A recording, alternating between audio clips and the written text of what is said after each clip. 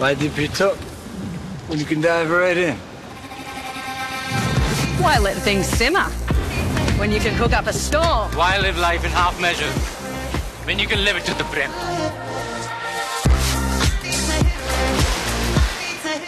काय एकंदरीत बाळासाहेब जर बघितलं तर गेले 15 दिवसापासून तुम्ही प्रचारात आहात आणि इंदापूरच्या फाईटकडे संपूर्ण राज्याचं लक्ष असणार आहे, कारण दोन्ही माजी मंत्री आहेत आणि तुम्ही सामान्य कुटुंबातून अपक्ष आहात. कसं आहे वातावरण? नमस्कार. खरं तर जनतेच्या सगळ्यांच्या आशीर्वादानं परिवर्तन विकास आघाडीचा उमेदवार म्हणून मी जनतेसमोर या ठिकाणी उभा आहे. जनतेच्या आशीर्वादानं आम्हाला सगळ्या गावांमध्ये प्रत्येक गावामध्ये उत्स्फूर्त प्रतिसाद मिळतो आहे. आम्ही जिथं जाईल तिथं या ठिकाणी प्रचंड गर्दी होती आहे. लोकांची आपुलकी प्रेम आम्हाला पाहायला मिळतात. लोकांच्या परिवर्तन विकास आघाडीकडून खूप चांगल्या अपेक्षा आहेत आणि आम्ही जी शब्द आता देणार आहे ते 5 वर्षामध्ये 100% पाळू आणि चांगल्या पद्धतीने इंदापूर तालुका सुजलम सुफलम करण्यासाठी येणाऱ्या काळामध्ये परिवर्तन विकास आघाडी निश्चित काम करेल. प्रतिस्पर्धी उमेदवार दत्तात्रय भरणे असतील, यांच्याकडे काही मोठ्या नेत्यांचे प्रवेश होताना आपण बघतोय. तुमच्याकडेही काही नेते आले होते. मागील 2 दिवसापूर्वी तुम्ही असं बोलला होता की आणखीन काही नेते येतील. काय संपर्कात आहेत का?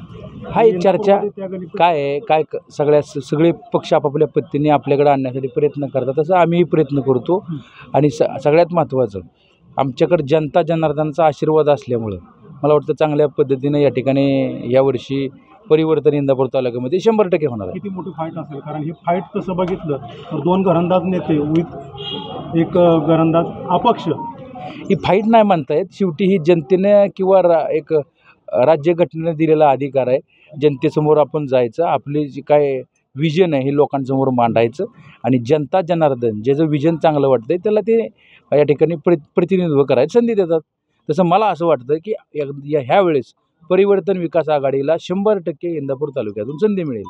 थोडं पुढे जर राजकारण आपण पाहतोय, 2 दिवसापूर्वी तुमच्याकडे इन्कमिंग झाली, मात्र मानेने आमचं घर फोडलं असा आरोप होतोय. त्यात काय तर ते मला सांगा. आज मला सांगा, कालसुद्धा RPIचे आमचे सहकारी मित्र त्या ठिकाणी त्यांनीसुद्धा पाठिंबा या ठिकाणी दिला. विक्रमभाऊ शेलार यांनी आम्हाला पाठिंबा दिला. अनेक संघटना आहेत, 8, 9, 10 संघटना आहेत. सगळ्या संघटनेनं आम्हाला पाठिंबा दिला. शेवटी परिवर्तन विकास आघाडीमध्ये जर कोण म्हणलं की आम्हाला परिवर्तन विकास आघाडीबरोबर काम करायचं तर आपण प्रत्येकजण आपलं स्वागत करत असतो. देवाभाऊ बोलाल काय?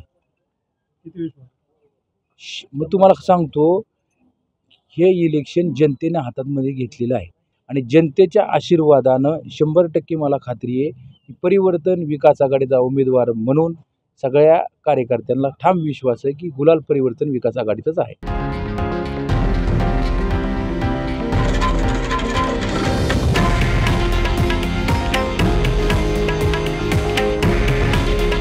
हे आहे देशातील नंबर 1 न्यूज नेटवर्क आणि आपण पाहत आहात TV9 मराठी. काळजी तुमची, हित महाराष्ट्राचं.